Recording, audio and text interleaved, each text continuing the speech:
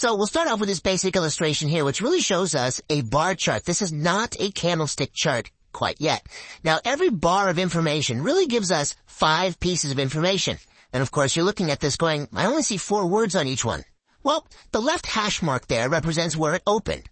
You can see the low, you can see the high, and you can see the right hash mark is where it closed at. So those are your 4 pieces, but there's one more, which would be the range, and that's simply the distance between the high and the low. Those 5 components are what make up all bars and candles, and they give us a good insight as to what's going on with price and psychology. Now, if it opened lower, if it closed higher than it opened, then you're going to see an example of what we have on the left here, which is a bullish candle, which would be a white real body. And then if it closed lower than it opened, you'd have a black real body. Now, the way the Japanese candlesticks were traditionally done were in black and white. Nowadays, it's changed to red and green, which is somewhat ironic because trading is pretty much a male-dominated world. It is definitely changing and happy to see that, but still predominantly men or traders out there. And it's red and green, which I believe something like 19% of men are colorblind to red and green. Could we have picked different colors? All right, the real body is the piece that was just colored in here, and that basically takes the difference between where it opened and where it closed, and based off what those numbers are, it will either make it white or black, or red or green. Now, the white candle obviously is going to be green for up, and your black candle would be red, meaning it closed lower than where it opened. Those are the very, very basics of candles. So we can start by looking at this chart here. Doesn't matter what security this is or what time frame it is, but you guys can see we've got a lot of black and white candles there, and very clearly, when we get a nice streak of black candles out there, it gives us that kind of negative connotation. We feel like there's a downside move there. You see somewhere there's a lot of white candles in a row, and that leads us to nice bullish moves. Well, most platforms now will look like this, with mostly red and green candles. Now, of course, we could change these to fit our color scheme at home. I like to use black and white candles simply because it's easier for me to see because I'm part of that 19% who's colorblind. Now let's break up the individual candles, right? You got a basic understanding. They represent buyers out there, they represent sellers, and we get 5 pieces of information. Here is where we want to start to focus on the psychology of candlesticks. So here we've got 2 candles, one showing buying pressure, one showing selling pressure. And you're wondering, well, why does that one on the left show buying pressure? Well, if you'll notice, the candle on the left is a white candle, meaning that it opened at the bottom of that white box and closed at the dead high. So that's kind of bullish, right? But more important is what happened during that range. So take a peek at this. During this time frame, let's say this candle represents 1 day of trading. You can see the price was aggressively selling off. At one point, this was a giant black or red candle because it would sold all the way down to those lows. But going back to our tug-of-war analogy, this is just like what we saw at the opening of this presentation. The buyers came back in, and for whatever reason, you could explain it till you're blue in the face, doesn't matter. The buyers came back and pushed this up all the way to the high of the day. Very positive. So if we go back to a simple analogy of you and your significant other are in an argument, and you're fighting about something, you can pick whatever topic it is. What's the most important word to have in that argument? It's the last word, and if you're like me, it's usually I'm sorry or, have some flowers. But really, it's the last word in this Japanese candlestick is, in this case, was buyers pushing it up. They're the power, and that's the momentum at that point in time. On the right side of your screen, you see the inverse of that, where at one point we had a string of buyers pushing this thing up, right? It was a nice green candle. It was a white candle, depending on which colors you use. I'll use red and green from here on out. But it was a nice green candle, and who knows why? But the sellers came back in and not only sold it all the way back down to where it opened, but even lower and closed at the dead low. This is a sign of a very, very bearish pressure out there. And depending on where these candles happen, where they show up on a price chart, can give us some high probability trading factors. So let's look at these 6 candlesticks out here. Normally what I would do is I would ask you guys to, quiz and say, oh, which one do you think is the most bullish? Which one do you think is the most bearish? Well, I'm going to just read through these and kind of explain them briefly. Number 1 is probably the most bullish, right? It opened at the dead low. There's no tail at the bottom of it. So it opened at the dead low, closed at the dead high. Very, very strong candle out there. Number 2, while you look at this one, you go, oh, well, it's red, so it's got to be actually kind of bearish, right? No, it's actually rather bullish because remember, just like the example we just looked at, even though the body is red, right? Now, number 2, meaning it closed lower than where it opened, it still closed at the high end of its range. And if I asked you who had the last word in that battle, it was the buyers, because it was, at one point, an all-red candle all the way down to this low, but for some reason those buyers pushed it back up, meaning the momentum was there at the end, therefore rather positive. Number 3 is, it's pretty bullish, right? It's similar to number 1, but it has topping and bottoming tails. A tail is this little part here, means it went down to that price at some point, and it reached this high price at some point. So you'll call those tails, wicks, or shadows, depending on who's instructing or using the candlesticks. Number 4 is actually rather bearish. Even though it's a green candle, psychologically we go, oh, green, positive, good. Well, not necessarily. Again, this is like what we looked at a couple slides ago, where you have a lot of selling pressure coming in at the end, pushing it down to near the lows of the session, therefore it's bearish. Now, number 5 and number 6, I would say, are almost the same. They represent indecision, very small real bodies, right? You can see number 5's got that small red body. Even though it's red, it still didn't have much of a change from where it opened to where it closed. Same thing with number 6. That's called a doji, where it opens and closes at the same price. The only thing that separates 5 and 6 is the range. So we had a lot more volatility during that number 5, whereas number 6 was almost non-existent, barely even moved. And those can also give us clues as to potential market direction. So let's talk about that number 6 for a second. That's the doji out there. What is a doji?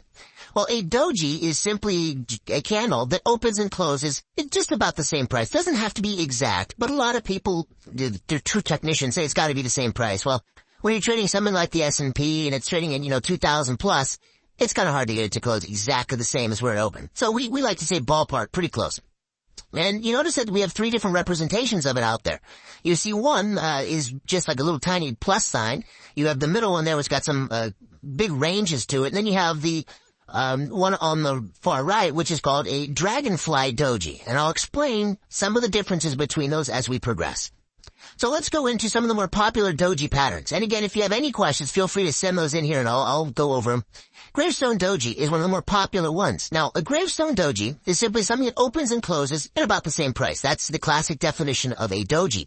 Now, for it to be a gravestone doji, it opens and closes at the low, or very, very near the low, and has a long topping tail.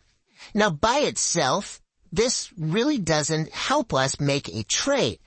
Location, location, location. You'll hear that heard all through real estate. You hear with Japanese candlesticks as well. If this candle was at the top of a nice sharp uptrend, then it's going to give me a good probability that prices are going to be moving to the downside.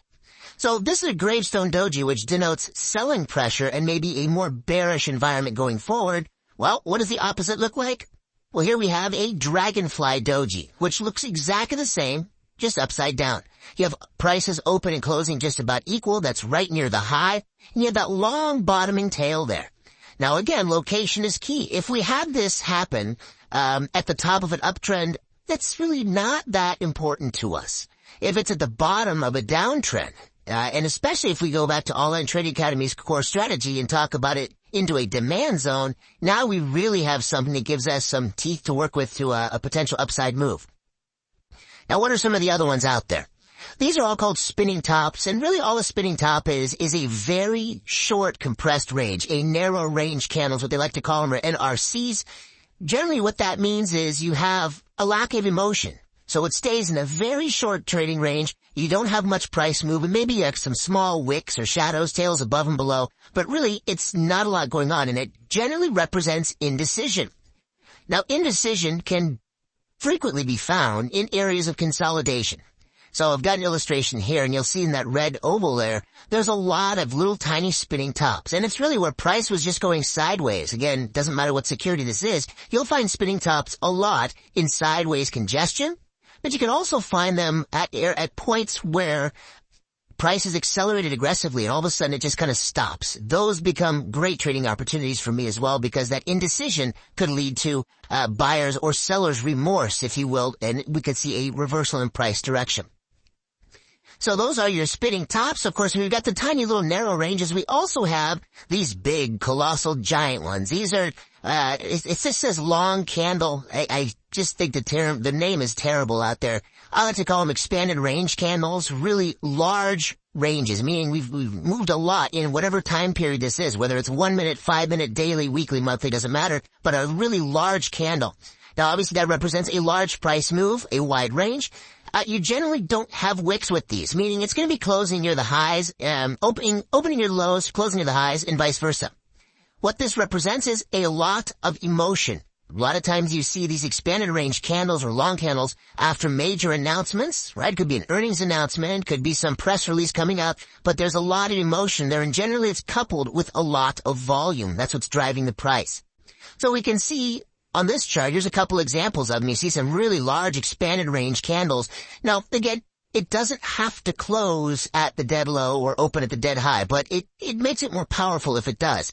And these 4 examples that I have here, you'll see that all of them have some topping and bottoming tails. So nothing with candlesticks is going to be perfect. It's a little bit of an artistic flair there, meaning it's kind of slightly subject to your artistic view on this one. And I'll show you some examples of what I mean by artistic view here shortly. All right.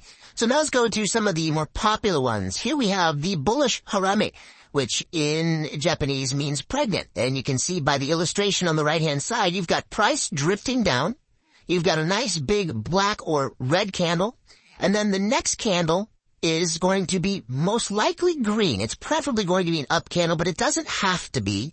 But it is going to fit within the previous range. So as you guys can see here on the screen, you've got this black candle, and this entire candle, including the tails, should fit within the real body of the previous candle. That is really the definition of a bullish harami. So you've got the downtrend. The first candle is definitely a down, expanded range candle. The second candle, maybe a little narrower range one, preferably to the upside, and it is completely engulfed by the first day there. So we can make a little modifications. This is where I think Japanese candlesticks get rather humorous, because you have the bullish harami, and then you have, the bullish harami cross. Well, what changed? You'll notice all the change was the second day. Instead of it having a body, now it's just a cross, it's a doji, so it doesn't make it any more powerful or less powerful, but I wanted to include that here so you guys can hear. You may have heard some of these terms out there, the bullish harami cross or just the bullish harami. So how does this look on a price chart? Well, we can see very clearly here, we've got 2 decent examples. Now, I know if some of you are masters of Steve Nissen's book on Japanese candlesticks, which of course is kind of the Bible for most people out there that like to look at Japanese candlesticks, you'll say, well, that first one on the left side isn't exactly a harami. Why not? Well, if you notice, I'm going to have the cursor illustrated over here on the left-hand side. You'll see we've got this, what you can call that expanded range candle, this black candle right here. And then we have this little doji. It's basically a bullish harami cross, but technically, you'll notice that the tail in the doji is just slightly outside of the highs of that expanded range candle. So technically, you could argue that's not a harami, but hey, it's close enough for government work. I'm going to call that one a harami. Because you notice it was drifting down. You also have the similar situation here. We had price drifting down, and then you have this harami here. Even though it has a long tail on it, it still fits completely within this expanded range candle. And the next day we get basically 3 days worth of upside move. So there you see some bullish haramis on a price chart. Now, I would say the sibling of harami is just the exact opposite, right? A harami is a big down day, and we have bearish haramis as well. We'll cover both those. But you have a big down day followed by a small little up day. Well, what if we have a small down day followed by a gigantic up day? These are called engulfing patterns. So this is a bullish engulfing pattern, what some would refer to, we talk about that in XLTs, as kind of an outside day.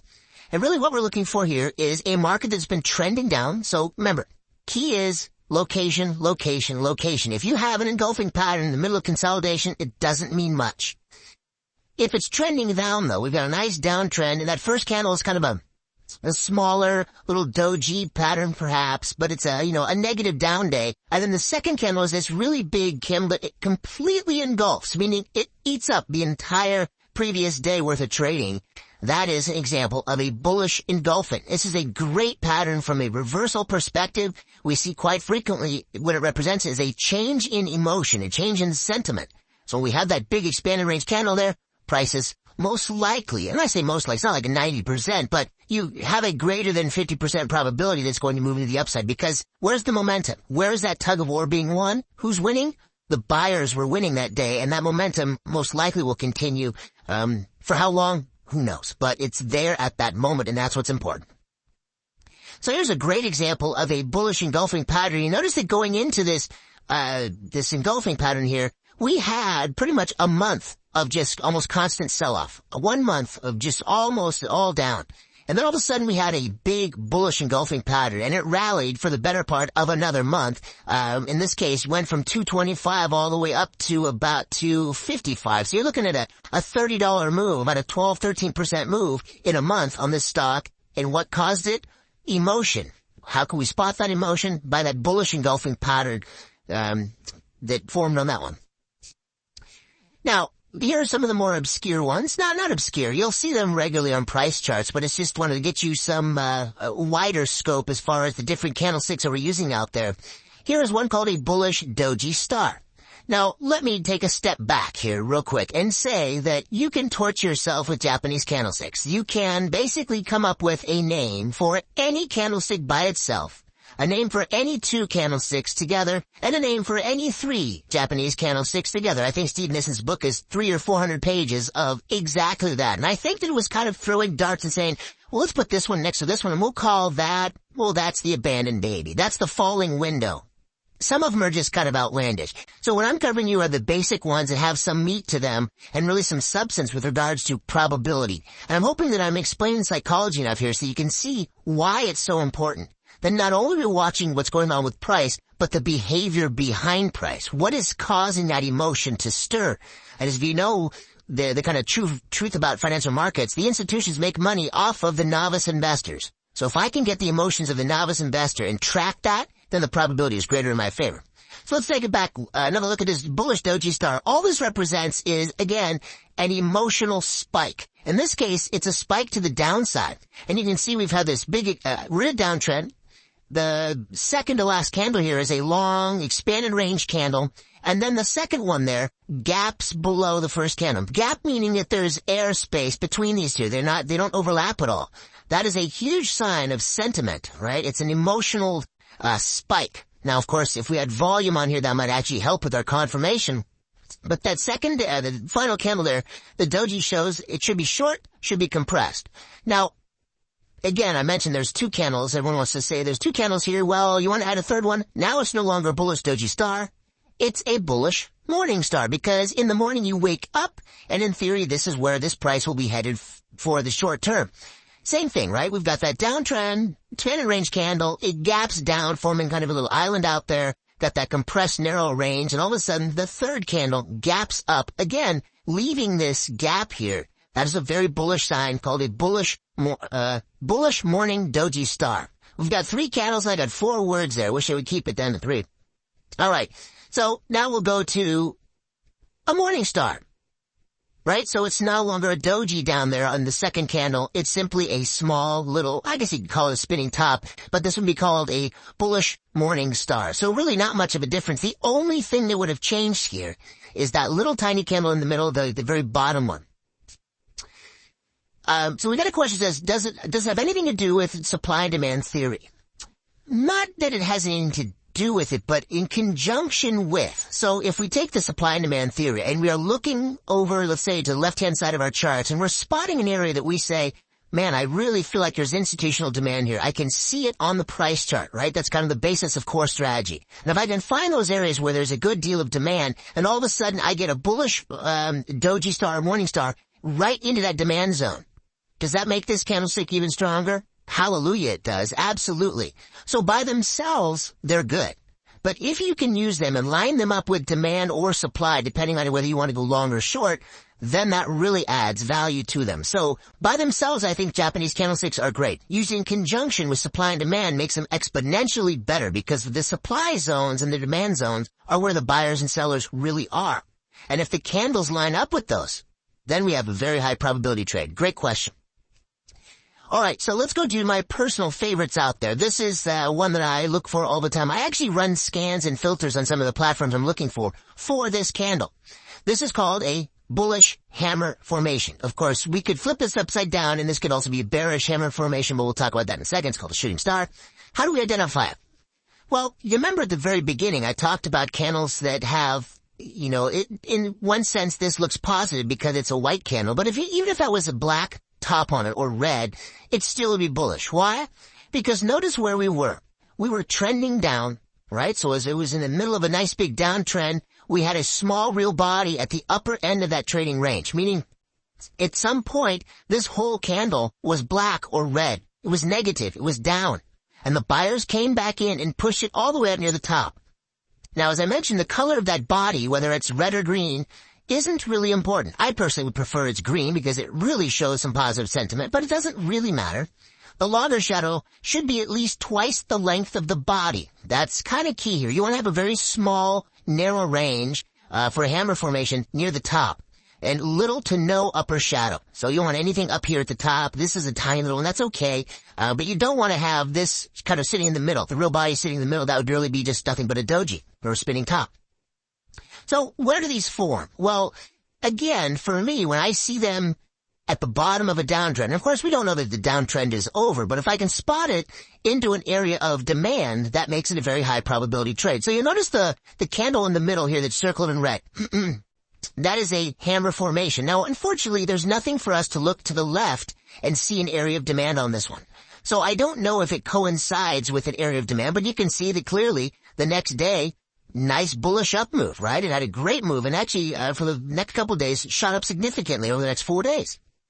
Well, notice on the hard red edge, we have another one on the right. Now, that one actually formed a hammer formation after an aggressive sell-off in price, and it actually came down to those previous lows that you see in the middle of the screen.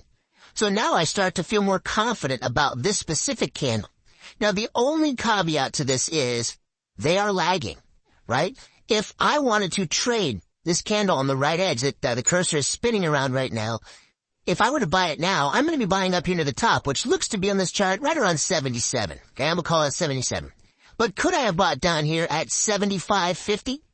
Yeah, possibly, right? I need to break down this candle and see where that actual demand zone was and see if there's an entry point. So candlesticks can be lagging, right? So if you buy this hammer formation, for example, you're leaving some money on the table. So I always, number one, I'm looking for supply or demand zones to make the trades. And if I get a great candle forming, I might add to a position based off of that Japanese candlestick formation. So here's the inverse of that, right? We looked at the morning star. Well, here's an evening star, right? In the morning, you get up. In the evening, you go to sleep. This is an example of that. We have an uptrend going on, so you got a nice upward rally in the market or the security, wherever it is. That first day is going to be a long white day, right? An expanded range candle if you want. Second day gaps above that first day's close. So it's gapping outside and forming maybe a doji or a spinning top. And then that third day gaps down and proceeds to sell off. Great high probability reversal formation out there. And of course, we could change this very quickly. All we have to do is make that top pattern there, that which was a doji. We just make that into, a spinning top. Just make it across. Now it's a bullish evening doji star. Why? Because the doji. Not much has changed here, but you guys can see that the basic psychology is the same. Now, we looked at bullish engulfing. How about a bearish engulfing formation? Some that you probably have seen in the last couple months here in our markets. Same thing, right? We've got the uptrend going on. So for it to be a bearish engulfing, we want to be in the midst of a nice big uptrend. This is a potential reversal formation. So we've got the uptrend happening. That first candle, a small little spinning top if you want. Could be a doji as well. The second one gaps up above it, completely engulfs it. You know, this black candle here completely eats up that previous day. That is a bearish engulfing, and there's a good chance this could be moving more to the downside. Again, to go to Yoga's question, if this was into an area of supply, all of a sudden my confidence in this trade is going to be much, much higher. I'm looking for the extra little probability to put in my favor. Now, we talked about the bullish harami. Here is an example of a bearish harami formation. Just the opposite, right? We're looking at an uptrend. Prices are moving to the upside here. You've got a nice expanded range candle, which really brings in a lot of new buyers. That's what caused that expanded range candle there, that white one, or in most cases it can be green. The second part gaps down a little bit. Narrow range candle kind of shows a little bit of consolidation, some pressure there that really shows indecision. Well, if you had a big uptrend, and let's just think of it from a psychological perspective, if you've had a big uptrend in price, and all of a sudden you get this really big expanded range candle, I think that we could agree that it might have exhausted itself. And that's generally the principle behind this Harami formation, is you had an up move, you get this nice big surge, and that forms that first big candle there. That could be retail investors piling in, acting emotionally. The next day, because most of the buyers have already bought, it gaps down a little bit and hesitates. If momentum was truly strong, what should it do? It could gap down and then continue to rally. But in this case, it stays compressed, shows a small little range there which represents indecision. So really, that is not our time to open a short position or to sell out necessarily. It's really about waiting to see what happens on the next candle. If we start to see new lows being made, okay, great shorting opportunity. But it could very easily start to rally back up. That second candle there just represents indecision, a hesitation moment after a big thrust to the upside. Now, if we just tweak this a little bit and we take that and we make it a doji, now you see we've got a bearish Harami cross. Going back to our quick naming of different candlestick formations out there. And there's thousands of different ones. So my personal favorite was the hammer formation, and that goes very well with its kin, the bearish shooting star. It's basically the same thing as a hammer, just upside down. Now, what we're looking for here is a security or market that is trending up. You've got a small real body, generally at the bottom of the trading range. The color of that body is not important. In this case, you see it's white, right? It could be green, could be red, whatever color, not that important. If it's a shooting star, I would prefer it to be red, meaning it closed at the dead low, but it's up to the eye of the beholder there. Again, real small body, the bottom of the range. The color's not important. The long upper shadow is what is important. I love when I see really long topping tails on shooting stars. It represents more emotion, because remember, how did this pattern form? At some point it opened, it rallied all the way up to this high, so it was a giant green candle, and then the sellers had that last word, pushed it down, and it closed near the session lows. So it's very negative.